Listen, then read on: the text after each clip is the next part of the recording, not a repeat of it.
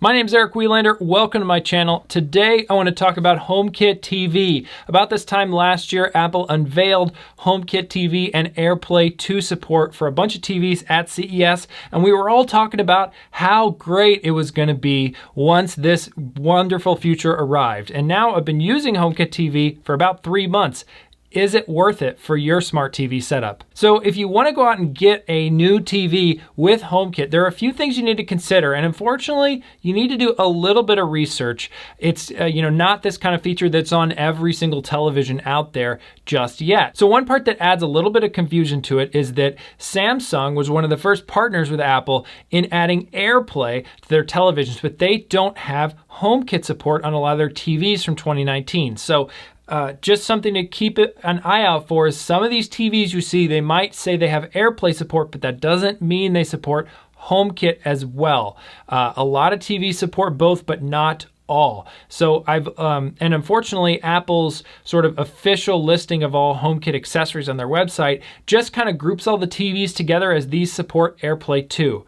But iMore has put together a great article recently that I'll link down in the description, and they have a list of all the top TVs that support HomeKit in 2020. So definitely something to get some ideas of where to look. And check out the link in the description below. Now, once you get the television home, you'll also probably need to install software updates. Depending on when your TV actually left the factory, it might not have the manufacturer's latest software that adds HomeKit support right on it. So you'll need to get it connected to your Wi-Fi or your network and check for software updates to install it. But maybe not, and regardless, once you get that HomeKit support in your TV, you just add it like any other accessory, scanning a barcode and adding it in the Home app on your phone. Now, I bought a Vizio V505 TV last summer, and it was one of those that it looked pretty confident that Vizio was going to add HomeKit support to, but they hadn't done it yet. So I made a video last summer about,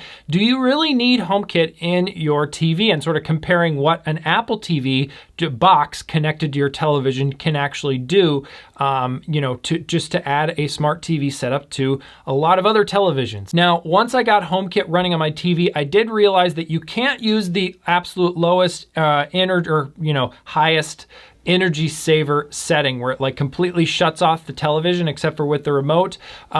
You need your TV, at least in my case, to be on a quick start setting where it can be woken up from the network. Now, I don't have any numbers on it. I didn't really see a big increase in energy usage from that, but it's just something to make note of if you're having those difficulties. Now, using HomeKit TV, I would say the TLDR on this is it is amazing if you have a HomePod in range of your television.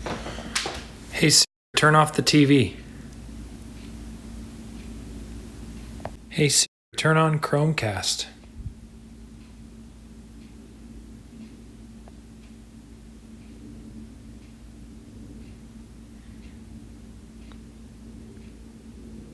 And right away, I started using my HomePod near my TV to turn it off. So I'd be passing by the living room, realize that the TV's still on, and I can ask Siri to turn off the TV. And then also just, even without the HomePod, adding that TV turning off configuration to my goodnight scene. So I'm ready for bed, I turn off all of the lights in the house that are still on, and it also turns off the TV. And you could also set that up with something like a leaving home scene. Okay, so now let's go into the Home app here, and I'm in my living room. Now you can see the television here as an accessory tile. So if I long press on that, of course, I can go ahead and bring up the details. Now, there's a button here, of course, to turn on the TV, and then you can select between different inputs, and I can go ahead and turn it back off.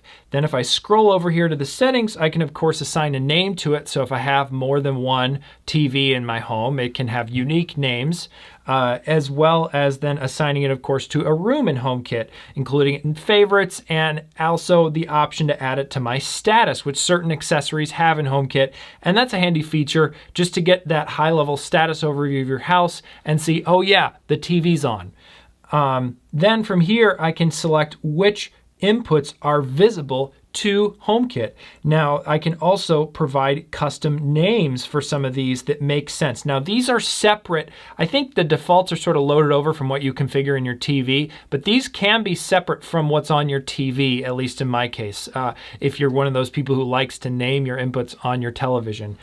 But the bummer here is it has these inputs from the manufacturer that are locked. So you have this TV input that I can't rename, as well as Vizio's SmartCast feature, which is like their Chromecast and sort of other smart, connection streaming stuff.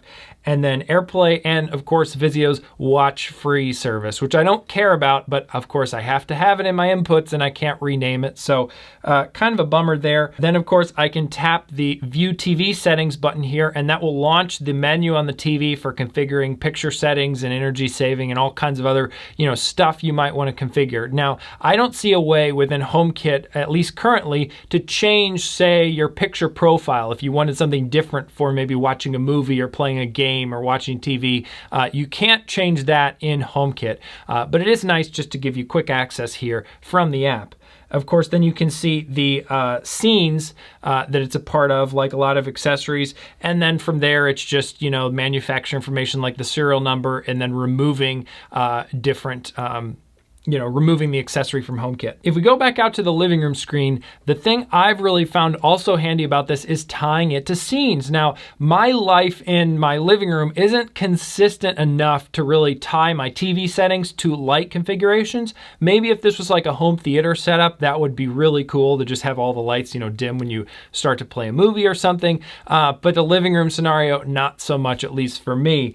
But what I do find handy is you can still make scenes that are attached to various inputs on the TV. So I have an Apple TV scene here, and that turns the TV on. If I long press on it, it sets the input to Apple TV.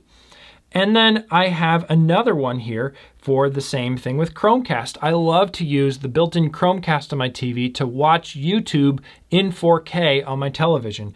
So I can go here and it configures the television to go to the SmartCast input. Now, theoretically, I should be able to start a Chromecast cast or whatever from my phone or device, and then it will turn on the TV and set that, launch YouTube or Netflix or whatever on the Chromecast. But I found that doesn't always work reliably from sleep. So it's really nice to be able to, I just ask Siri to turn on the TV to the Chromecast, and then starting to cast something to it, it works perfectly every time. And you might have other inputs, maybe like a game system or a TV box, and just not having to mess with a bunch of remotes is really nice. Not only probably for you, but also other people in your family or who might visit your home. It's really easy to ask Siri in these scenes to turn on a certain scene that then sets the inputs to the TV and configures it all just how you want it. Now, unfortunately, as of yet, you can't control having specific content play back on the Apple TV via HomeKit. There's some things you can kind of do along those lines in shortcuts, especially when you combine AirPlay as well. But this, I'm just focusing on the TV integrations with HomeKit, and a lot of that stuff, it's really way better if you have an Apple TV for playing specific content. Now, the other thing it's important to note with the Apple TV being able to turn on with that TV, it requires HDMI CEC, which is supported in a lot of modern TV setups and of course with the Apple TV, but it is something that's been known to have reliability issues for people. But so just keep in mind that that is one of the other technologies kind of making this happen. But for me, that's not really had any issues and it just kind of works. I do have a pretty simple setup though. Now, using AirPlay built into the TV is a cool idea, but I honestly don't really use it that much. Nothing against the AirPlay inside the TV. I think it's great that they're adding it, and it's also a really great option if you're trying to set up a TV where you don't have an Apple TV or you don't want to add one. It's really nice to have that built in, but personally, I just don't find a lot of use out of it. So is HomeKit TV worth it for your setup? Now, I would say if you have a HomePod that you can put in range of your television, that is a huge bonus and definitely makes having HomeKit in your TV very convenient and a very nice addition. It can get rid of a lot of the extra confusing remotes and having to switch inputs on the TV and just a lot of stuff that takes time, and then can also add confusion for maybe the less tech-savvy people that might use your TV as well. Given how low prices of TVs are these days, maybe you have an older TV from, that supports 1080p, but doesn't have a lot of these smart home tech integrations.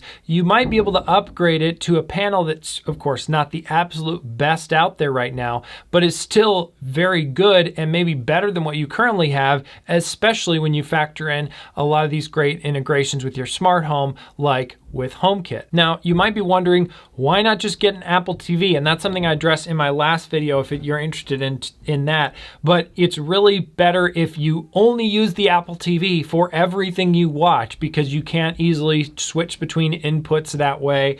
And you just have some other limitations. But I think the setup that I have with a HomePod, a HomeKit TV, and an Apple TV hooked up to that TV is a really nice combination that gives you just a lot of power and flexibility in automating your home entertainment setup. Sorry, this video was supposed to go live last week, but I filmed it and had a bunch of audio issues. So hopefully you're watching this and the video actually works and you're able to hear it. We'll see what happens. I think I've solved those problems. But anyways, give this video a thumbs up if you liked it. It really does help other people find videos on this channel about HomeKit. Subscribe to the channel if you aren't already. I have a really exciting HomeKit related video coming next week that you're not going to want to miss. Thanks again so much for watching, and I'll see you in the next one.